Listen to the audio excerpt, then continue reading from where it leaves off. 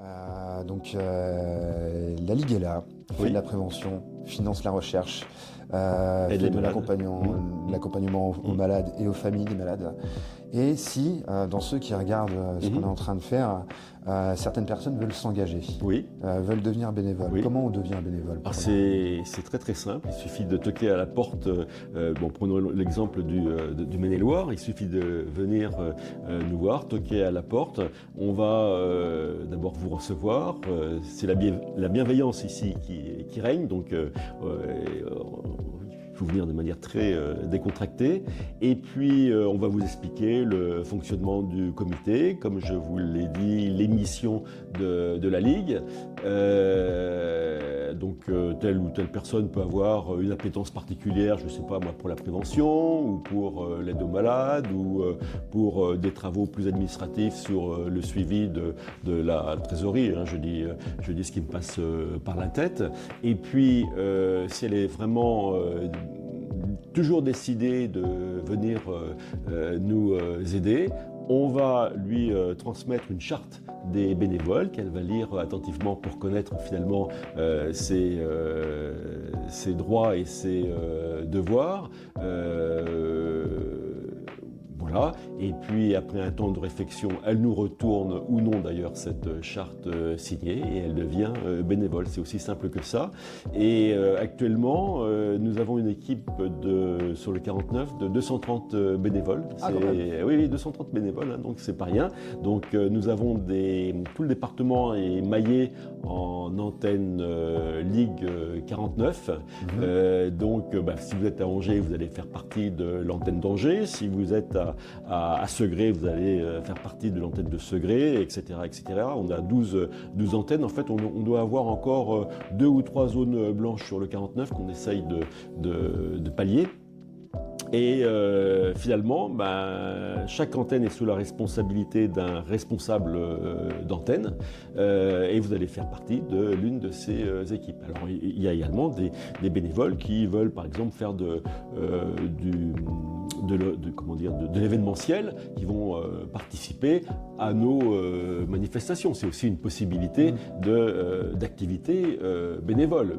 Organiser une course, organiser une marche ou je ne sais quelle autre manifestation, une pièce de théâtre ou quelque chose comme ça. Donc c'est pas compliqué, il suffit simplement de venir nous voir, on va discuter ensemble, on va lui présenter différentes possibilités et après un temps de réflexion, eh bien ça y est, et si elle accepte, cette personne peut devenir bénévole de la Ligue. D'accord, ok. Et alors c'est assez intéressant parce que, c'est intéressant, bien sûr qu'on est bénévole, c'est une activité bénévole hein, par définition, mais si vous vous déplacez dans le Maine-et-Loire pour telle ou telle raison, pour organiser une manifestation et qu'il vous arrive un accident, vous êtes protégé par l'assurance de la Ligue. Donc vous avez quand même quelques petits avantages. Ouais. Et puis alors il y a aussi des temps forts de notre vie associative à travers des réunions de bénévoles, des réunions d'antennes de la Ligue. Vous pouvez participer également à des formations nationales. Par exemple, un bénévole qui veut faire de la prévention et qui n'a pas trop de connaissances scientifiques, eh bien, va participer à des formations pour finalement pour prendre connaissance de ce qu'il faut dire et ce qu'il ne faut pas dire dans le domaine de la prévention. Donc voilà. Étant donné que c'est des sujets extrêmement délicats, c'est mieux d'avoir suivi une formation. Voilà. Donc c'est très enrichissant en fait. De toute manière, c'est très enrichissant. Le bénévolat en général pour moi est quelque chose d'extrêmement important. Je suis bénévole depuis plus de 10 ans maintenant. Oui. Alors c'est une association c'est l'organisation d'un festival de musique tous les ans. Donc au départ c'était essentiellement pour faire la fête, mais très vite je me suis rendu compte qu'il y avait des gamins de 18 ans un peu paumés qui ne savaient pas trop quoi faire et si j'allais les voir et je les rendais fiers de ce qu'ils faisaient, ils repartaient avec les épaules très droites en disant je suis fier de ce que j'ai fait. Oui. Et là je me suis rendu compte que c'était possible en fait de faire pratiquement du social. Oui. Et aujourd'hui je dirige une équipe de 80 personnes et je ne fais que ça en fait, que de rendre les gens fiers et notre récompense. Au final, c'est plus en ça que j'ai envie de me tourner. Notre récompense, c'est plus notre fierté. C'est ça. D'avoir accompli ce qu'on a fait. L'argent, au final, c'est presque vulgaire quand on pense à tout ça. Face à la fierté d'avoir accompli quelque chose qui nous dépasse. Ah bah c'est une aventure humaine extraordinaire. C'est ça. C'est fantastique. Ouais, je vaux bien plus que de l'argent. Oui, absolument. Absolument. Non mais c'est vrai, vous avez tout à fait raison. Vous avez tout à fait raison. Et vous vous rendez utile, non seulement vous êtes fier, et vous vous rendez utile pour les malades et pour la société en général. Exactement. Et donc, les missions sont multiples et l'engagement peut être ponctuel, permanent. On sait, tout est modulable à partir du moment où on en a envie. Absolument. Et ça, c'est le bénévolat et c'est beau. Oui, c'est vrai. Et ok, je pense qu'on est pas mal. Et la question ouverte, je pense qu'elle est l'une des plus importantes. Quels sont les principaux défis actuels dans la lutte contre le cancer? Alors, il y a plusieurs... je vais reprendre finalement nos 4 missions, mais je vais les limiter peu. Enfin oui, nos 4 missions. Alors si je prends la recherche par exemple, au jour d'aujourd'hui, les avancées thérapeutiques sont absolument fantastiques. Vous entendez parler à travers les médias d'immunothérapie, de thérapie ciblée, de thérapie cellulaire.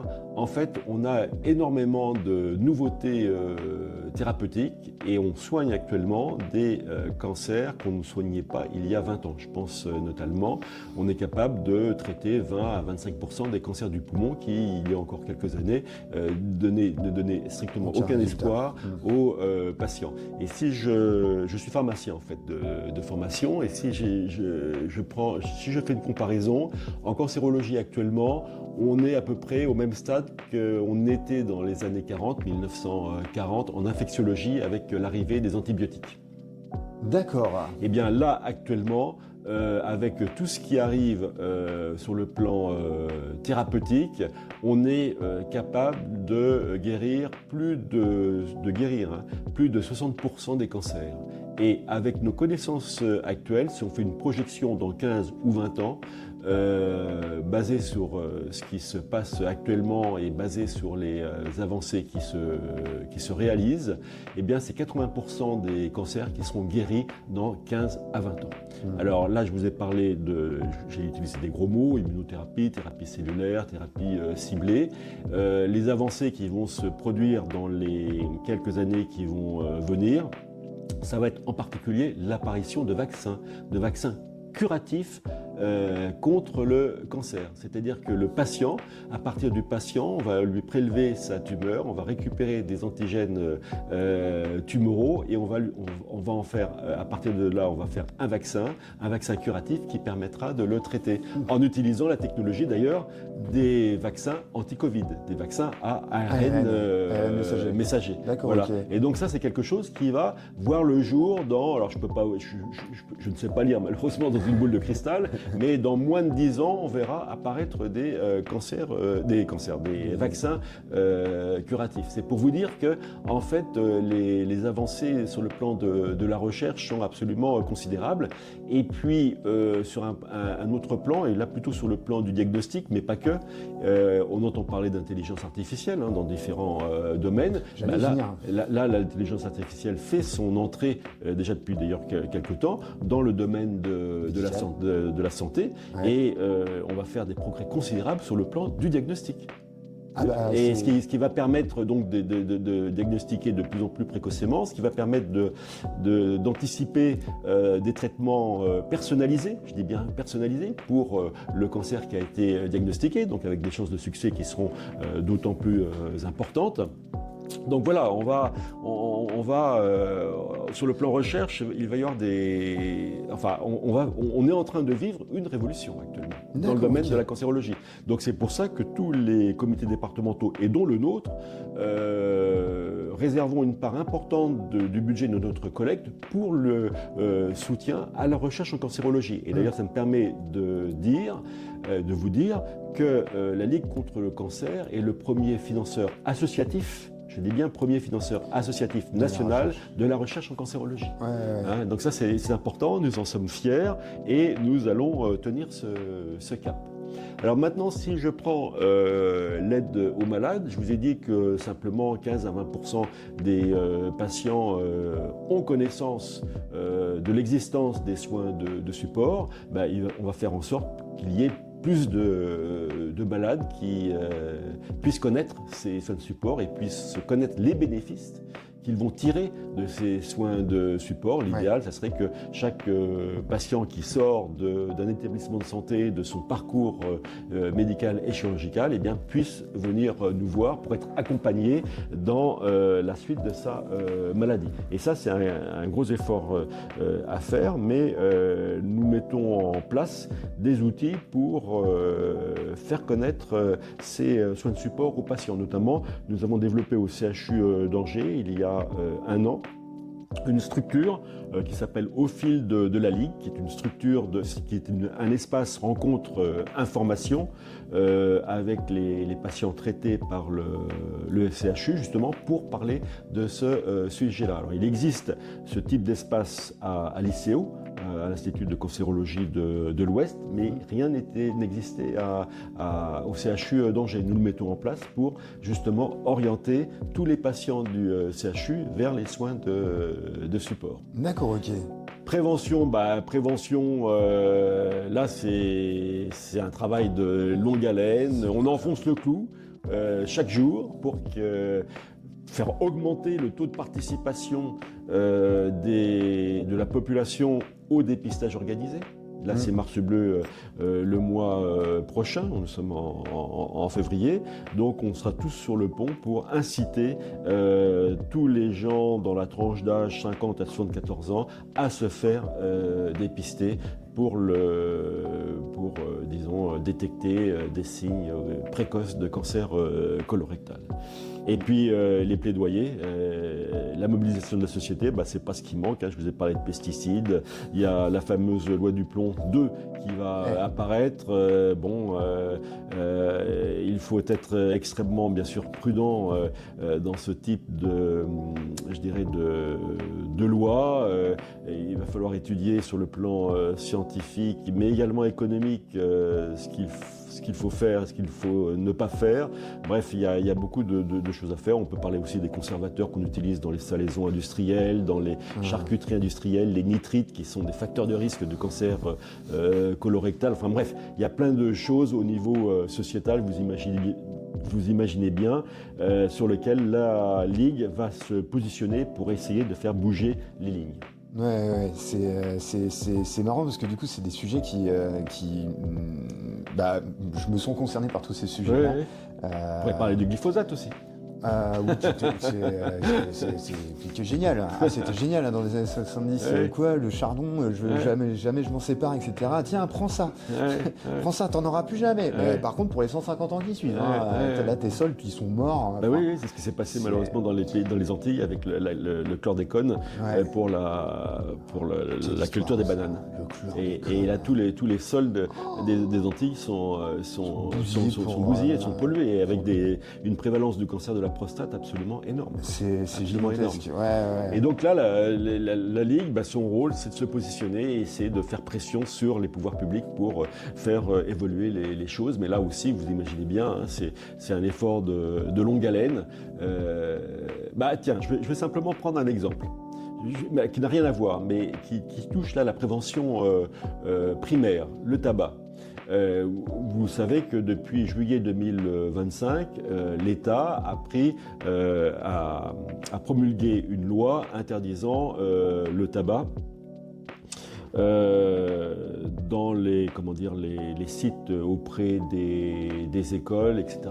Ouais, les grands espaces publics, les grands espaces publics, tout ça, voilà. Ça, ouais. Eh bien, la Ligue avait déjà pris ses dispositions en 2012 en proposant aux communes des espaces sans tabac, 2012. Et donc, l'État a repris finalement ce que proposait la Ligue, mais 13 ans après. Donc, vous voyez, quand je parle d'efforts de longue haleine, ça, c'est un exemple du temps qu'il faut pour faire changer les habitudes. D'accord, et les mentalités. Et les mentalités, et ça c'est le plus difficile. Quoique j'ai l'impression que les lignes bougent énormément en ce moment, et ça va vers le mieux, j'ai l'impression. Donc, merci. Merci beaucoup, Johan. Déjà, merci pour tout ça. C'est ce que je fais là actuellement, hein, c'est une démarche personnelle. Ouais, fantastique. Merci, merci beaucoup. Ça vient d'une histoire perso et je remercie la Ligue d'exister, de faire tout ce qu'elle fait. Je vous remercie vous de m'avoir reçu aujourd'hui avec toutes ces précisions. J'ai pas pleuré pendant cette intervention-là. Donc si je peux reprendre un petit peu tout ça, c'est que donc il y a une association avec plusieurs branches partout sur notre territoire qui existe, qui s'appelle la Ligue contre le cancer, qui fait tout ce qu'elle peut pour faire de la prévention, améliorer la vie des malades et des familles, qui finance la recherche qui évolue énormément. Et c'est tous les jours, tout le temps et depuis longtemps. Donc merci.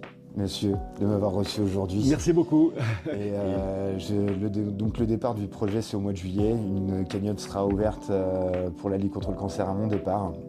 Et j'espère qu'un maximum de personnes pourront soutenir ce projet qui a de multiples facettes. Bravo pour votre initiative et puis bon courage pour votre périple. Merci, c'est très gentil à vous.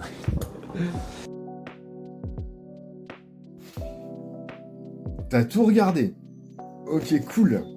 Bon bah maintenant t'en sais un petit peu plus sur la Ligue contre le cancer, du 49 et de toutes les missions qui s'accomplissent au fur et à mesure. Donc voilà, moi c'est pour eux que j'ai envie de créer l'événement, de rappeler que l'activité physique c'est quelque chose d'essentiel. J'ai envie de reparler du combat de mon père, j'ai envie de parler du combat de ceux qui sont malades, de ceux qui l'ont été et de ceux qui ne le sont pas encore. Et voilà. Maintenant, t'en sais plus sur l'association pour laquelle je vais pédaler pendant tout ce temps. Merci d'avoir tout regardé et on se dit à la prochaine pour la suite. Gros bisous.